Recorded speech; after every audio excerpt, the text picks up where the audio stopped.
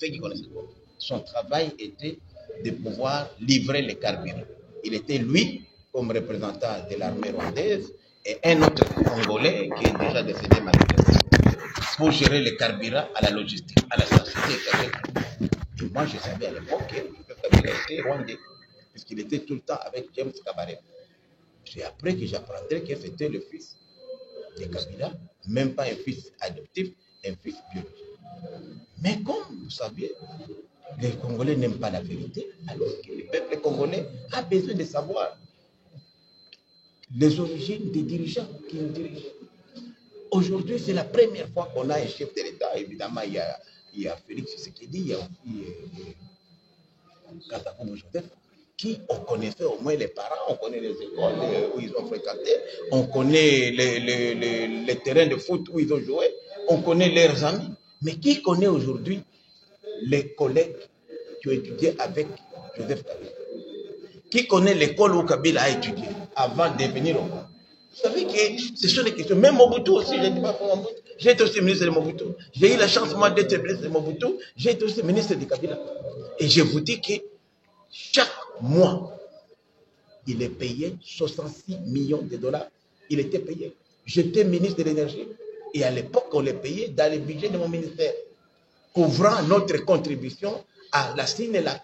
La Sinelac, en fait, c'était l'entreprise commune entre nous, d'électricité, entre la RDC, les Rwandais et les Burundais. L'argent était payé au Rwanda, comme les Rwandais disaient qu'elle donnait de l'électricité des Ruzizi, elle avait préfinancé. Mais ce préfinancement-là n'est jamais fini. Et jusqu'à l'arrivée de Félix Tshisekedi, 66 millions de dollars étaient payés. Je suis ancien ministre de l'énergie, je vous dis que ça sortait de mon ministère. Et lorsque Félix Tshisekedi a arrêté ces paiements-là indus, ça a posé un problème. Je pense que c'est un secret de polichinelle. Ceux qui ont été à la tête de ce ministère-là pourraient témoigner. Et moi, j'avais posé la question, on m'a dit que non, c'est la contribution de la RDC à la Sinela. J'ai même organisé une mission de contrôle. J'ai même un collègue député qui est ici, honorable, il est maintenant devenu député, honorable Soumaïli. Honorable Soumaïli, Emile est ici, il était à l'époque un de mes collaborateurs dans mon cabinet. J'ai fait la même mission avec eux. Donc c'est une histoire bien connue. Et c'est comme ça qu'aujourd'hui, vous savez que le Rwanda est agité puisque cette manne-là ne tombe plus. Très chers frères et sœurs du nord, sud, de l'est à l'ouest et du centre, bonjour, bonjour, bonsoir. Justement, c'est du centre que je parle ce matin. Joseph Kabila ne serait pas le fils biologique de feu Laurent Désiré Kabila, qui avait été assassiné comme président, le président qui avait été assassiné, et remplacé par son fils, entre guillemets, Joseph Désiré Kabila.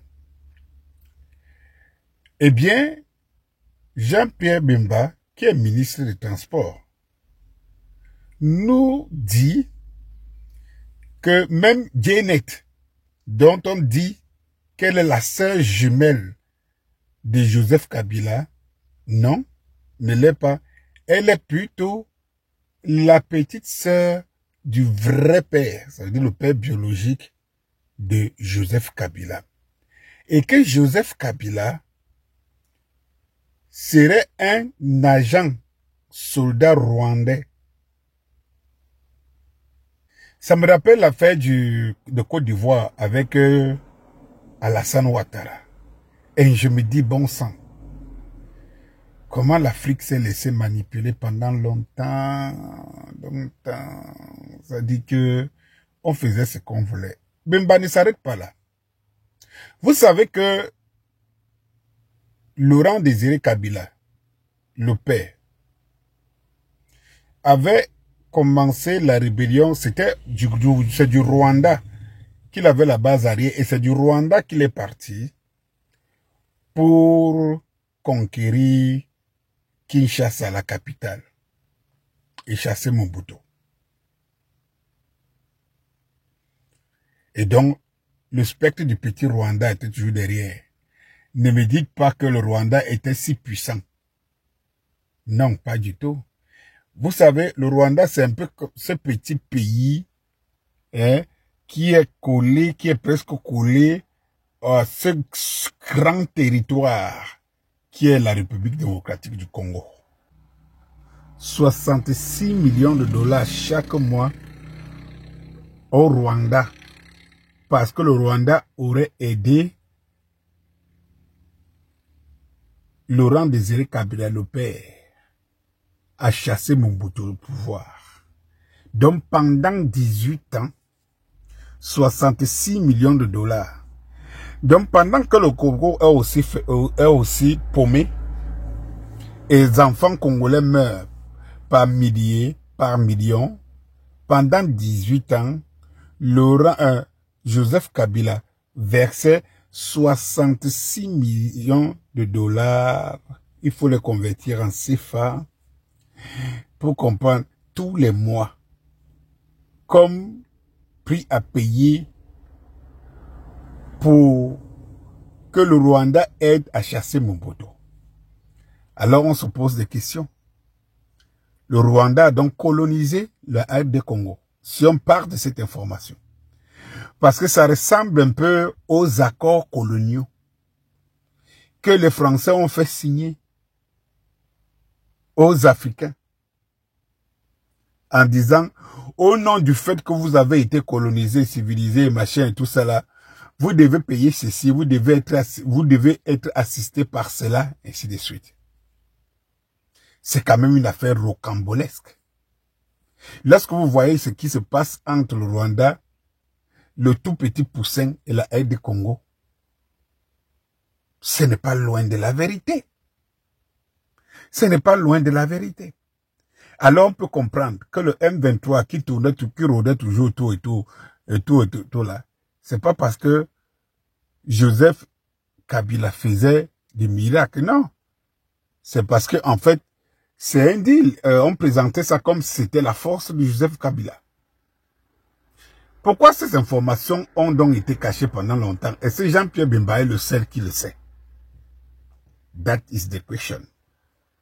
Le moment est venu, chers frères et sœurs africains, de chasser tous les usurpateurs et de faire réparation de tout ce que les peuples africains ont subi et continuent à subir par des colons à travers leurs satellites qui sont des néocolons qui installent le pouvoir. On peut quand même se poser des vraies questions. D'où sortait le fils de Kabila pour prendre le pouvoir aussi rapidement? Aussi rapidement et que la paix s'installe. Il y a quelque chose, il y a matière à creuser. Mais vous pouvez compter sur moi. Vous verrez l'évolution de cette affaire. Bonjour.